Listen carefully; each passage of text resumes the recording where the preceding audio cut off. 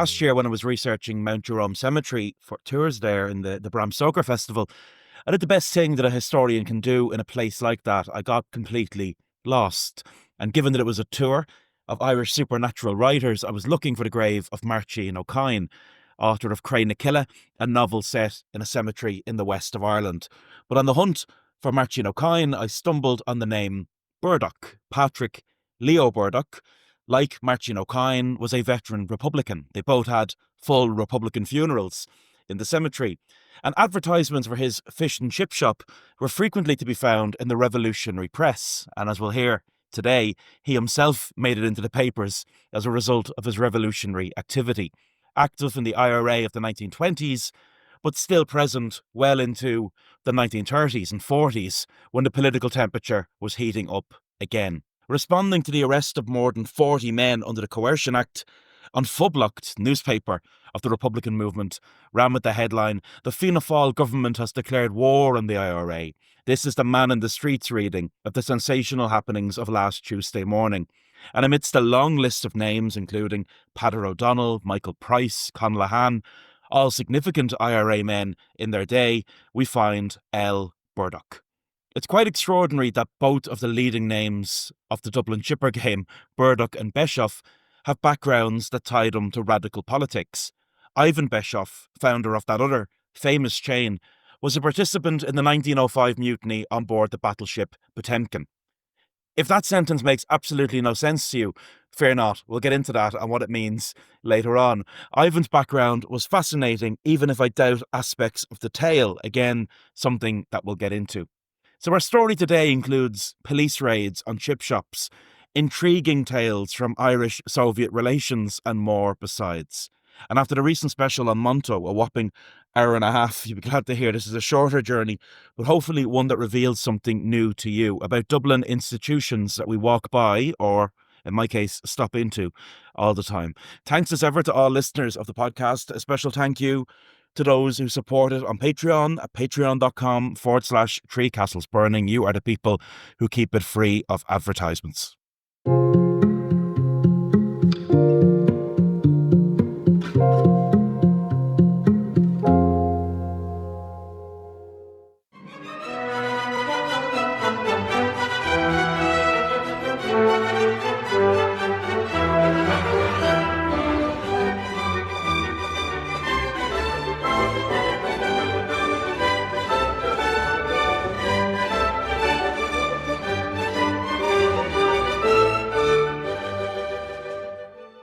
The Battleship Potemkin, produced in 1925, is still best watched to the score you just heard. Widely considered one of the greatest films of its age or any other, it was one of the last masterpieces of the silent era, and it was a true epic. And for Eisenstein, born in Riga in 1898, cinema was a weapon of the revolution. Before the Battleship Potemkin, there was Strike, the story of a strike in pre-revolutionary Russia. The Battleship Potemkin is the story of a mutiny, when the crew on board a battleship built for the Imperial Russian Navy turned on their officers. It occurred against the backdrop of a broader revolutionary moment in Russian society, seeking major change in society there, which resulted in a Russian Bloody Sunday at the Winter Palace in St. Petersburg. From the crew of the Potemkin came a message to all civilized citizens and to the working people. The crimes of the autocratic government have exhausted all patience. The whole of Russia, burning with indignation, exclaims, "Down with the chains of bondage." The government wants to drown the country in blood, forgetting that the troops consist of the sons of the oppressed people. The crew of the Potemkin has taken the first decisive step. We refuse to go on acting as the people's hangman. Our slogan is freedom for the whole Russian people or death. All free men, all workers will be on our side in the struggle for liberty and peace. Down with the autocracy. One of those on board the Battleship Potemkin during that fateful mutiny, an event Lenin would describe as a dress rehearsal for the subsequent Russian Revolution, was Ivan Beshoff. In 1986, Haute resident Ivan Beshoff gave a long-form interview to the Sunday press. The press told readers that now a few weeks away from his 100th birthday, he is the only survivor from the crew of the Potemkin. Soviet ambassadors make a pilgrimage to the old sailor at his home near Hoth, and every few months, officials from the embassy call to make sure he's keeping well and chat to him in Russian. As Beshoff told the press, I never wanted to join the Navy. Nobody in his right mind ever wants to join anyone's Navy or Army. I hated the Tsar, the aristocrats and the officers running the Navy. As a young man, he became involved with the Social Democratic Party and he joined the branch on board the ship. Men were being arrested and taken off to prison every time we docked at one of the Black Sea ports. It was all a pretty vivid account for a Sunday morning Irish newspaper, and Beshoff even remembered when the mutiny happened. All seemed to go quite crazy. More of us got weapons from the armoury, and we wandered around the ship shooting the officers, apart from the captain. Wherever we cornered them, we showed no mercy. Mutinies, workers' strikes and peasants' revolts ultimately failed to topple the Tsar in 1905, but they did bring about significant reform. Beshoff told the press that after the failures of the 1905 revolution, he made for Odessa and his family, before ultimately making for London's East End, remembering that a lot of the refugees in London were Jews who'd fled from persecution in Eastern Europe, especially Russia, while many others were political runaways. I should think that there wasn't a country in the civilised world that did not have some crazy group or another in London plotting to blow up kings, prime ministers and governments, and that, he wasn't wrong of course, the Fenian movement had its own presence in London. Aspects of Ivan Beshoff's accounts of London are, I think, unreliable. A claim that has even made it into the Dictionary of Irish Biography is that there he met Lenin, who in 1911 introduced him to James Larkin, thus kindling an interest in Ireland that led to a visit to Dublin. There is one problem. Larkin and Lenin never actually met each other in person. Jim Larkin was a big story in the socialist world. Indeed, Lenin actually wrote about him. In 1913, Lenin wrote about the lockout in Dublin. The Irish proletariat, awakening to class consciousness, is pressing the Irish bourgeois scoundrels. It has found a talented leader in the person of Comrade Larkin, Secretary of the Irish Transport Workers' Union. Larkin is a remarkable speaker, a man of seething Irish energy who has performed miracles amongst the unskilled workers. A new spirit has been aroused in the Irish workers' unions. The unskilled workers have brought unparalleled animation into the trade unions. Even the women have begun to organise, a thing hitherto unknown in Catholic Ireland. So it's clear Lenin had tremendous admiration for Jim Larkin, but he never met him. Larkin spent the years immediately after the lockout in America, several of them in Sing Sing prison. While Lenin never met Jim Larkin, he did meet Roddy Connolly, the son of the executed 1916 leader James Connolly. And in quite a nice little pivot, if I do say so myself, Roddy Connolly found himself imprisoned in the Curragh prison camp in 1935.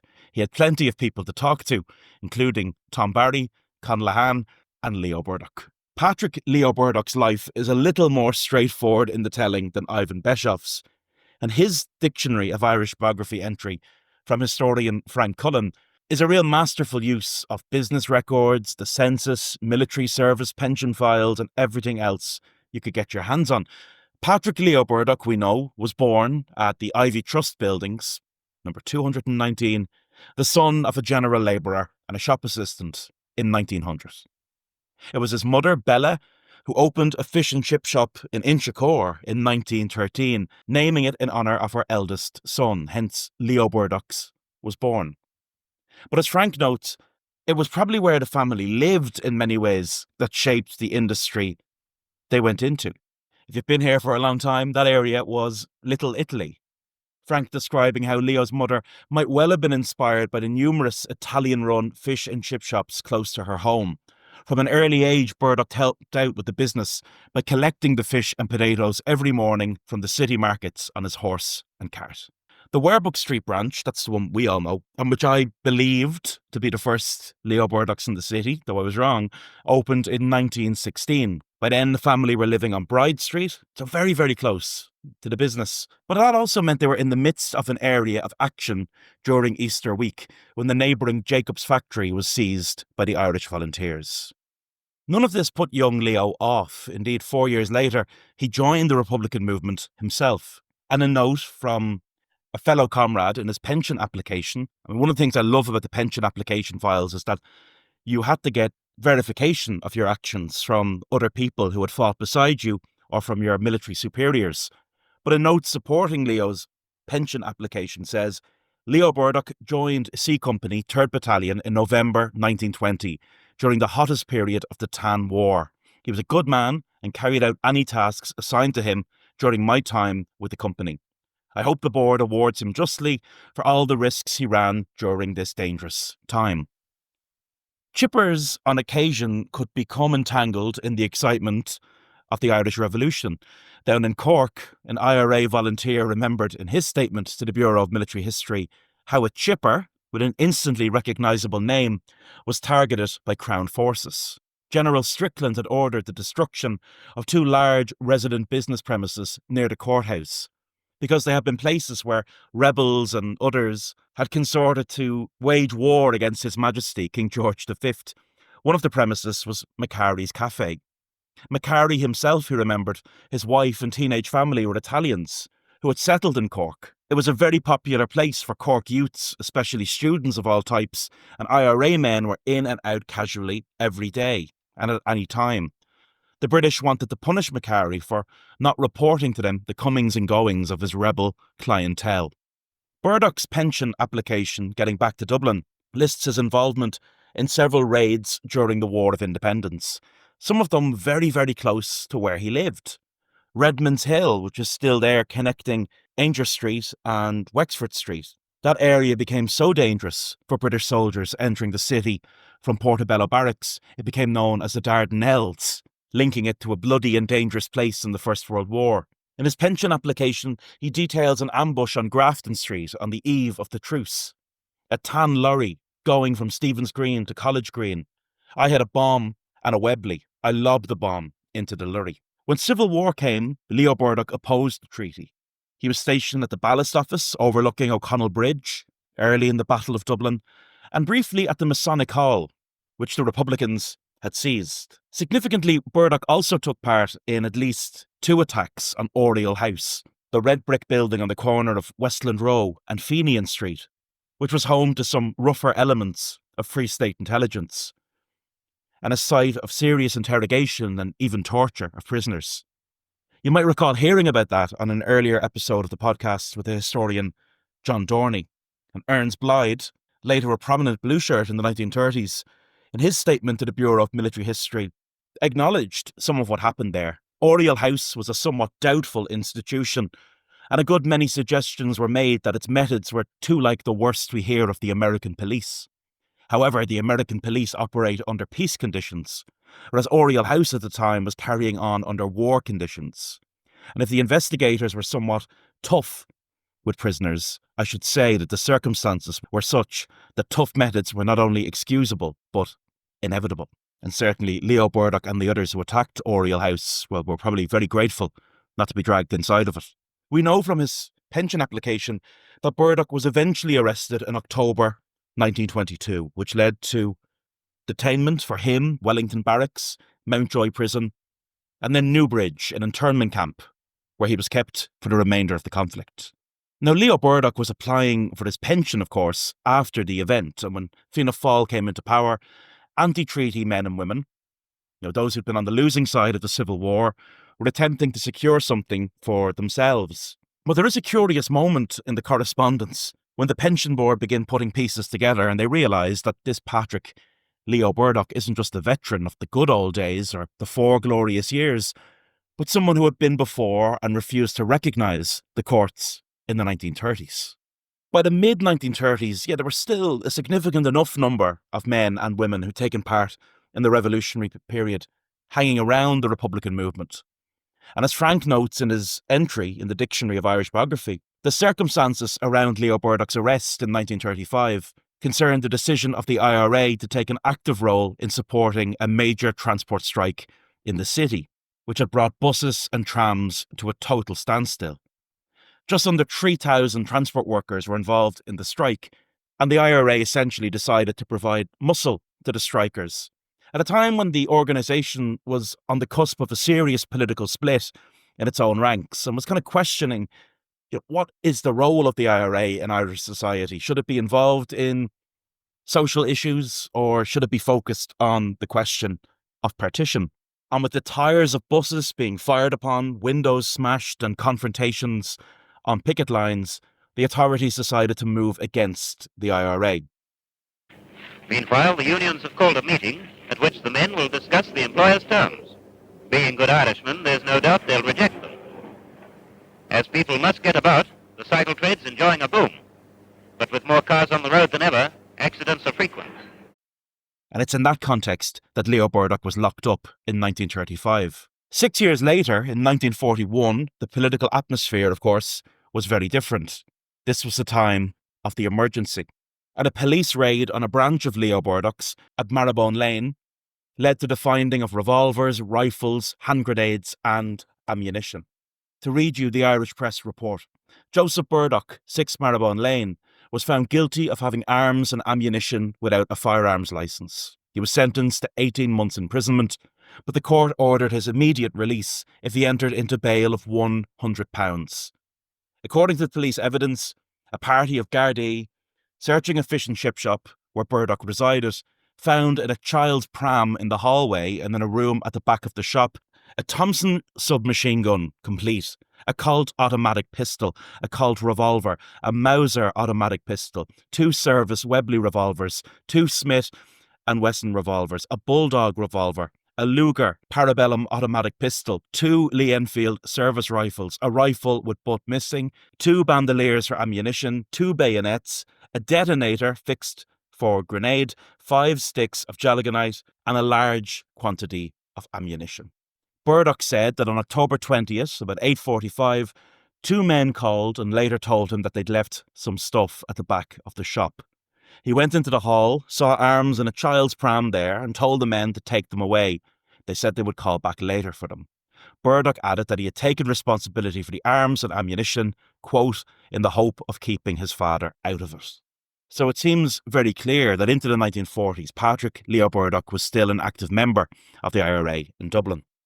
By the 1950s, of course, the chipper landscape in Dublin was transformed entirely with the presence of so many Italian families opening premises in both the city and the ever-growing suburbs.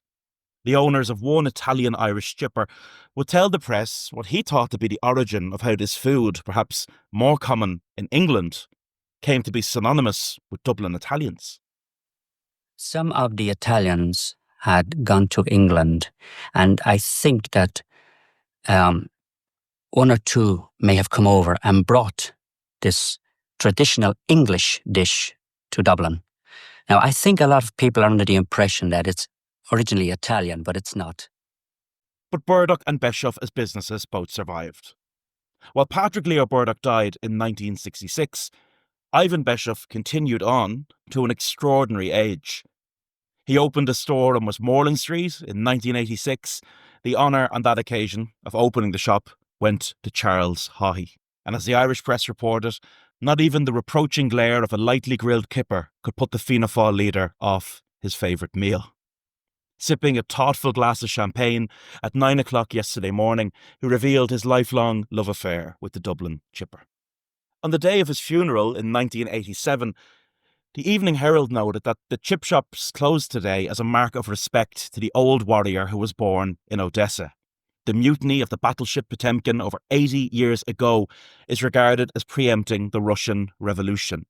Mr. Beshoff never spoke very much about it and liked to be known as a Republican Irishman. In that regard, then, he had much in common with his business rival, Mr. Burdock. I haven't been able to find Ivan Beshoff at different times in Dublin in the newspaper archives, and I was curious what he was up to. For example, I would have loved to find out, was he aware of the controversy in 1936 when a group attempted to screen the Battleship Potemkin in Dublin? The press reported that further exhibitions in Dublin of the silent film Battleship Potemkin, which were shown to members of the Dublin Little Theatre Guild and their personal friends on Friday last, have been cancelled.